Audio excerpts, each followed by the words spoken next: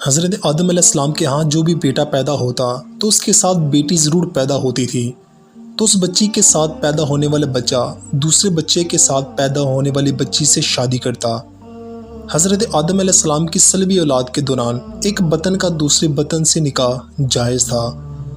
جب حضرت آدم علیہ السلام اور حوا دنیا میں آئے تو والدہ تناسل کا سلسلہ شروع ہوا، تو ہر ایک حمل سے ان کے 2 بچے پیدا ہوئے، ایک لڑکا اور دوسری لڑکی۔ اس وقت جب حضرت آدم علیہ السلام کی اولاد میں بجز بہن بھائی کے علاوہ اور کوئی نہ تھا، بھائی بہن کا آپس میں نکاح نہیں ہو سکتا تھا، تو اللہ تعالیٰ نے اس وقت کی ضرورت کے لحاظ سے شرعیت حضرت آدم علیہ السلام میں یہ خصوصی حکم جاری فرمایا تھا کہ ایک حمل سے جو لڑکا اور لڑکی پیدا ہو وہ آپس میں حقیقی بہن بھائی سمجھے جائیں اور ان کے درمیان نکاح حرام ہوگا، لیکن دوسرے حمل سے پیدا ہونے والے لڑکے کے لیے پہلے حمل سے پیدا ہونے والی لڑکی کی حقیقی بہن کے حکم میں نہیں ہوگی، بلکہ ان کے درمیان رشتہ مناکحت جائز ہوگا۔ حضرت آدم علیہ السلام کی شریعت میں ضرورت والد تناسل کی وجہ سے یہ جائز تھا، اس کے علاوہ اور کوئی شکل نہ تھی۔ اس کو اللہ تعالیٰ نے اس وقت جائز فرمایا تھا، چونکہ بعد میں اس کی ضرورت نہ رہی، اس لیے پھر حضرت آدم علیہ السلام کے بعد آنے والی ہر شریعت میں اس کو منع کیا گیا۔ کوئی بہن بھائی آپس میں شادی نہیں کر سکتے۔ حضرت حوا رضی اللہ تعالیٰ عنہ کے بطن سے حضرت آدم علیہ السلام کی 40 اولادیں ہوئیں۔ یہی وجہ تھی کہ قابیل نے حابیل سے اختلاف کیا۔ قابیل کے ساتھ جو لڑکی پیدا ہوئی وہ بے انتہا خوبصورت تھی، جبکہ حابیل کے ساتھ جو لڑکی پیدا ہوئی وہ اتنی خوبصورت نہ تھی۔ حضرت آدم علیہ السلام کی شریعت کے مطابق جب یہ جوان ہوئے تو قابیل کی شادی حابیل کی بہن سے ہونی تھی اور حضرت حابیل کی شادی قابیل کی بہن سے ہونی تھی، لیکن قابیل اپنی ہی بہن کو پسند کرنے لگا اور اسی سے شادی کرنا چاہتا تھا، جبکہ شریعت آدم میں اس کی ممانعت تھی۔ ایک ہی حمل سے پیدا ہونے والی بچوں کی شادی آپس میں نہیں ہو سکتی تھی، لہٰذا جب صورتحال زیادہ بگڑ گئی تو حضرت آدم علیہ السلام نے ان دونوں کو اللہ تعالیٰ کی راہ میں قربانی پیش کرنے کو کہا اور بتایا جس کی قربانی کو آسمان سے آگ آ کر کھا جائے گی تو سمجھنا اس کی قربانی قبول ہو گئی۔ قابیل کھیتی باڑی کا کام جانتا تھا، حضرت حابیل بکریاں چرایا کرتے تھے۔ حضرت حابیل نے اللہ تعالیٰ کے سامنے ایک بکری کا بچہ پیش کیا اور قابیل نے اکٹھا لایا اور اس کو اللہ تعالیٰ کے بارگاہ میں قربانی کے لیے رکھ دیا۔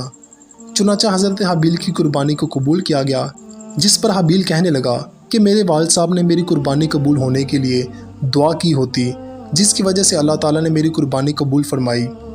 روایت میں آتا ہے کہ حضرت حابیل قابیل سے زیادہ جوان اور بہادر تھے۔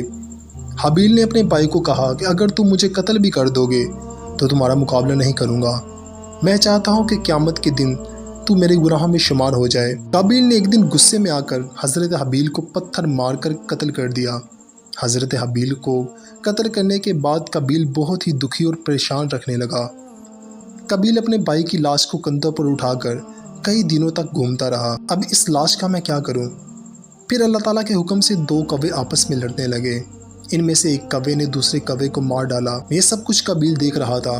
کوے نے اپنے ساتھیوں کو مار کر اس کو زمین میں دفن کر دیا۔ قابیل نے بھی کوے کو دیکھ کر اپنے بھائی کو دفن کرنے کے لیے کھڈا نکالا، جس میں حضرت حابیل علیہ السلام کو دفن کر دیا گیا۔ اس کے بعد قابیل اپنی سگی بہن اکلیمہ کو لے کر وہاں سے بھاگ نکلا۔ اس کی وجہ یہ تھی کہ شیطان قابیل کے پاس آ کر اس کے دل میں یہ ڈر ڈالتا تھا کہ تم اپنے بھائی کو قتل کیا ہے، اب تیرا باپ تجھ کو قتل کر دے گا۔ اس ڈر کی وجہ سے قابیل وہاں سے اپنی بہن کو ساتھ لے کر بھاگ گیا۔ اس دن کے بعد حضرت آدم علیہ السلام مسلسل پریشان رہنے لگے۔ حضرت آدم علیہ السلام اللہ تعالیٰ کی بارگاہ میں دعا کیا کرتے تھے، یا اللہ مجھے نیک اور عدالت عطا فرما۔ اللہ تعالیٰ نے حضرت آدم علیہ السلام کی دعا کو قبول فرمایا اور حضرت آدم علیہ السلام کو ایک لڑکا عطا کیا جس کا نام حضرت شیشہ علیہ السلام رکھا گیا۔ حضرت شیشہ علیہ السلام جوان ہوئے تو حضرت آدم علیہ السلام نے اپنا جانشین حضرت شیشہ علیہ السلام کو مقرر کر دیا۔ ان کو حکم دیتے ہوئے کہا اپنے بھائی قابیل سے ہمیشہ دور رہنا۔ جب حضرت آدم علیہ السلام کا وصال ہوا تو اللہ تعالیٰ کی طرف سے بے شمار فرشتے زمین پر نازل ہوئے۔ انہوں نے حضرت شیشہ علیہ السلام کو اپنے باپ کو دفن کرنے کا طریقہ بتایا۔ اس کے بعد بی بی حوا کا بھی وصال ہو گیا۔ اس کے بعد زنا کی شروعات ہوئی۔ اس کے بعد وادی میں قابیل اور اس کی اولاد رہنے لگی۔ شیطان ایک آدمی کی شکل میں ان کے پاس آیا۔ شیطان نے ان لوگوں کو عیش و عشرت میں لگا دیا۔ شیطان نے ان کو ایسے ایسے کپڑے اور گانے بجانے کے طریقے سکھائے وہ کبھی بھی ان کو بھول نہ سکے۔ انہوں نے ایک دن میلے کے لیے مقرر کیا جس پر وہ برہنہ عورتیں اور مرد اکٹھے شرکت کرتے تھے۔ ان میلے پر طرح طرح کے گانے، موسیقی کی آوازیں سنائی دیتی تھیں۔ اس طرح جو شخص مومن تھے ان کو بھی آوازیں سنائی دیتی تھیں۔ ایک دن ایک مومن کے دل میں خیال آیا کہ میں یہ سب کچھ قریب سے دیکھنا چاہتا ہوں۔ ایک دن مومن اپنے ساتھیوں سے چوری وہاں سے نکلا، قبیل کے لوگوں کے پاس آ گیا۔ اس نے دیکھا کہ قبیل کی اولاد بے حیائی، فضول کاموں میں لگی ہوئی تھی۔ اس شخص نے وہاں جا کر دیکھا تو وہ عورتیں بہت ہی خوبصورت اور حسین تھیں۔ اس حوالے سے روایت میں آتا ہے کہ حضرت شیشہ علیہ السلام اور اس کے ساتھی بہت ہی حسین و جمیل جوان تھے۔ ان کی نسبت ان عورتوں سے زیادہ پیاری تھی۔ قبیل کی اولاد میں لڑکی تو بہت ہی پیاری تھی لیکن اس کی نسبت مرد زیادہ حسین نہ تھے۔ وہ شخص قبیل کی اولاد عورتوں سے بہت ہی متاثر ہوا۔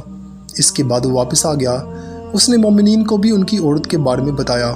ان میں سے جو کمزور ایمان والے تھے وہ قبیل کی اولاد کی طرف ہجرت کرنے لگ گئے۔ اس کافی حد تک مومن لوگ بھی قبیل کے فتنے میں آ گئے اور فضول کاموں میں شامل ہوتے جا رہے تھے۔ اس طرح ایک دوسرے کی طرف مائل ہوتے تھے، جہاں سے زنا جیسے کبیرہ گناہ نے جنم لیا۔